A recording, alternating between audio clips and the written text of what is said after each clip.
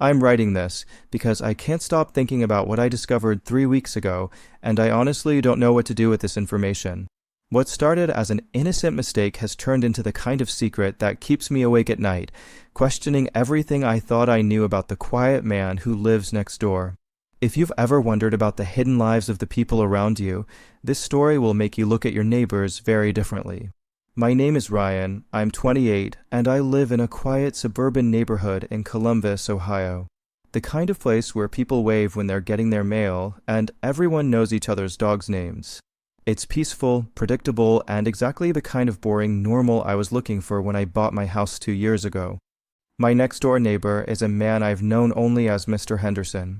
He's probably in his mid-70s, lives alone in a well-maintained ranch house, and keeps to himself in the way that polite, older neighbors do. We exchange pleasantries when we're both outside, comments about the weather, compliments on each other's landscaping, the kind of surface-level friendliness that defines suburban relationships. Mr. Henderson seemed like the most ordinary person imaginable. Every morning at exactly 7:30, he'd retrieve his newspaper from the driveway. Every Tuesday and Friday, he'd water his perfectly manicured garden. Every evening, I'd see the blue glow of his television through his living room window. He drove a 15-year-old Honda Civic, dressed in polo shirts and khakis, and had the kind of predictable routine that suggested a quiet retirement filled with crossword puzzles and early bird dinners. The only unusual thing about Mr. Henderson was how private he was. In 2 years of living next door, I'd never seen him have visitors. No family stopping by for holidays, no friends coming over for coffee, no service people except for the occasional delivery truck. He was friendly enough when we talked over the fence, but he never shared personal details or invited conversation beyond basic neighborly chit-chat. 3 weeks ago, that all changed because of a simple mistake by our mail carrier. I was working from home on a Tuesday morning when I heard the familiar sound of our mail truck stopping outside. A few minutes later, I went to collect my mail and found a package on my doorstep addressed to R. Henderson at my address. The return address was from something called Archival Document Services in Washington, D.C. I assumed it was a simple addressing error.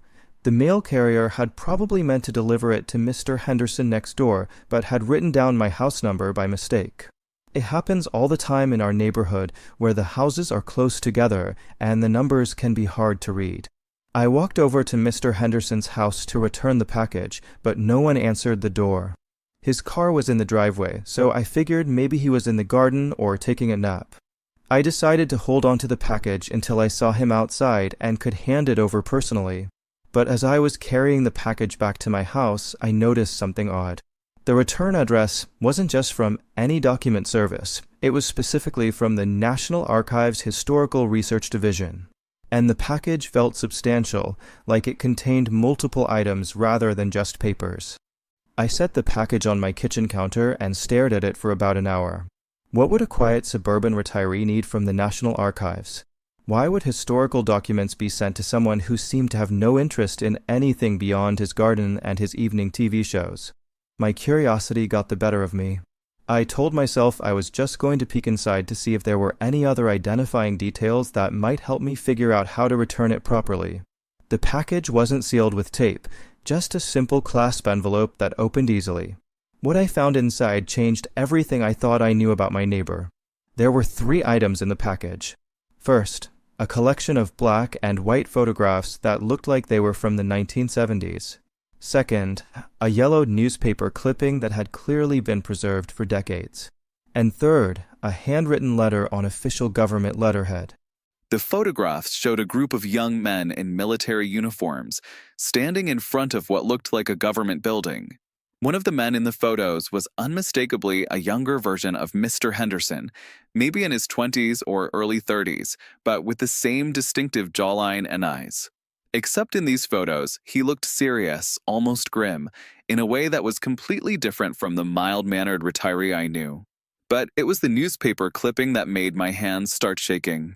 The headline read, "Federal Agent Killed in Undercover Operation Gone Wrong." The article, dated March 15, 1978, described how a Drug Enforcement Administration agent named Robert Hayes had been shot and killed during a botched undercover operation targeting a major cocaine trafficking ring in Miami. The operation had been compromised, the article said, and Agent Hayes had been executed by the drug dealers when they discovered his true identity. At the bottom of the article was a small photograph of the deceased agent. It was definitely Mr. Henderson, just younger and with a different name. According to the newspaper, Robert Hayes was dead. But Robert Hayes was living next door to me, watering his garden every Tuesday and Friday. The handwritten letter was the most disturbing part. It was dated just 6 months ago and was addressed to Robert Hayes, currently residing as Richard Henderson. The letterhead showed it was from the U.S. Marshals Service, Witness Security Program. The letter was brief but chilling. Mr. Hayes, this is to inform you that recent intelligence suggests that members of the Delgado organization may have obtained information regarding your current location and identity. While we have no confirmed threats at this time, we recommend increased vigilance and are prepared to discuss relocation options if necessary. The enclosed materials have been requested as part of your quarterly security review. Please review and confirm that your cover identity remains intact and that you have had no contact with individuals from your previous life. Agent Sarachin will be in touch within the next 30 days to conduct your standard check-in. Stay alert. Stay safe. Deputy Marshal Williams, WITSEC Operations. I sat in my kitchen staring at these documents for over an hour, trying to process what I discovered. My quiet, boring neighbor wasn't just some random retiree. He was a federal agent who had faked his own death almost 50 years ago and had been living in witness protection ever since. Robert Hayes had been investigating a drug trafficking operation in the 1970s when something went wrong. Instead of being killed as the newspapers reported, he'd apparently been extracted by federal agents and given a new identity to protect him from the criminals who wanted him dead. For 45 years, the man I knew as Mr. Henderson had been living a lie, hiding from people who presumably still wanted to kill him. But here's what made the situation even more terrifying. According to the letter, those people might have found him. I spent the next week in a state of constant anxiety, watching Mr. Henderson's routine with completely different eyes. Every morning when he collected his newspaper, I wondered if he was checking for signs of surveillance. Every evening when his TV glowed through his windows, I wondered if he was actually watching for suspicious cars or unfamiliar faces in the neighborhood. The friendly waves we exchanged over the fence took on a sinister quality. Was he just being neighborly, or was he trying to assess whether I suspected anything? Did he know his package had been misdelivered? Was he waiting for me to ask questions or act suspicious? I started researching the Delgado organization mentioned in the letter. What I found was even more disturbing than I'd expected. The Delgados were a major drug trafficking family that had operated throughout the 1970s and 80s, known for their extreme violence and their long memories when it came to people who had crossed them. Law enforcement had never been able to completely dismantle their organization, and family members were still active in criminal enterprises throughout the southeastern United States. If the Delgados had really found Robert Hayes after 45 years, my neighbor was in serious danger. And if they decided to come after him, they might not be particularly careful about collateral damage to his neighbors. The worst part was that I had no idea what to do with this information. Should I approach Mr. Henderson directly and tell him about the misdelivered package? Should I contact the U.S. Marshals and let them know their witness protection case had been compromised? Should I just keep quiet and pretend I'd never seen anything? Each option seemed to carry enormous risks. If I approached Mr. Henderson, I might be putting both of us in danger by acknowledging that I knew his secret. If I contacted federal agents, I might be interfering with an ongoing security operation.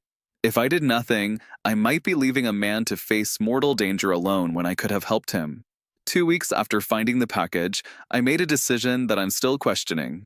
I decided to return the package without saying anything about its contents.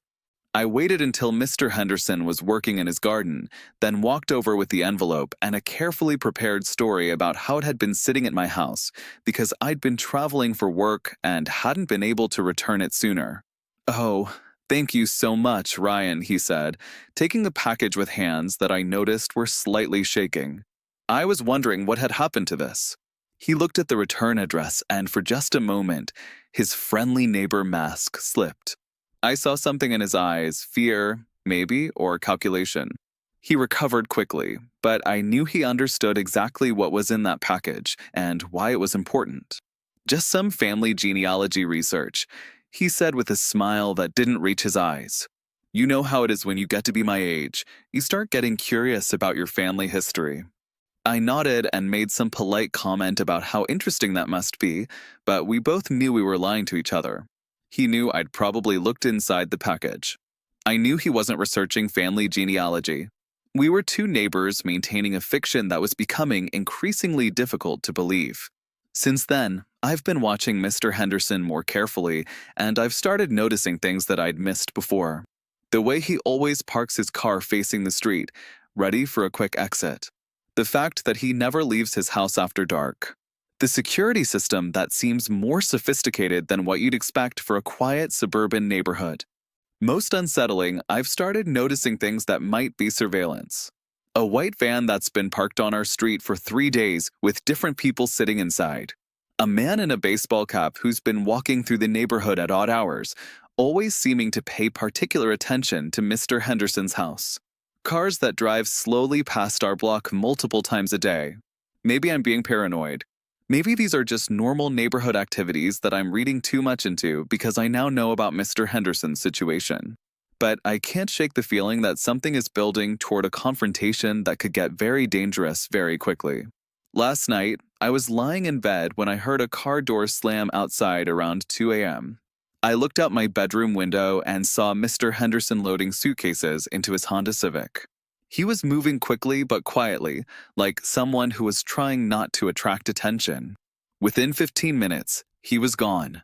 His house has been dark and empty ever since. I don't know if he left because the threat became too real, or because he realized his cover had been blown, or because federal agents moved him to a new location for his safety. I don't know if I'll ever see him again, or if someone else will move into his house with a new identity and a new story to maintain. What I do know is that I spent 2 years living next door to a man whose entire existence was built on one of the most dangerous secrets imaginable. Every friendly conversation we had was happening while he was simultaneously watching for signs that his past had caught up with him. Every normal day in our quiet suburban neighborhood was a day that he'd successfully stayed one step ahead of people who wanted him dead. I keep thinking about how many other people might be living similar hidden lives. How many of our neighbors, coworkers, friends might be carrying secrets that would fundamentally change how we see them? How many people are walking around with false identities, manufactured backgrounds, and carefully constructed personalities designed to keep them safe from some threat we can't even imagine? The house next door is still empty, with a for rent sign that appeared yesterday morning. I don't know if Mr. Henderson, or Robert Hayes, or whatever his real name is safe somewhere, or if his 45-year run from his past has finally come to an end. But I know that I'll never look at my neighbors the same way again. That friendly retiree working in his garden might be hiding from criminals who want him dead. That quiet family with a perfect lawn might be witnesses in a federal case. That woman who waves when she's walking her dog might be someone who doesn't exist in any official records. The most ordinary people might be living the most extraordinary and dangerous lives, and we never know unless we accidentally stumbled across their secrets the way I did. What would you do if you discovered that your neighbor was living under a false identity to escape people who wanted to kill him? Would you try to help, or would you protect yourself by staying silent? And how would you ever feel safe in your own home again, knowing that the violence from someone else's past might suddenly appear in your quiet neighborhood? Because those are the questions I'm living with now, and I honestly don't know if there are any good answers. The only thing I know for sure is that the next time a package gets misdelivered to my house, I'm returning it without opening it. Some secrets are too dangerous to know.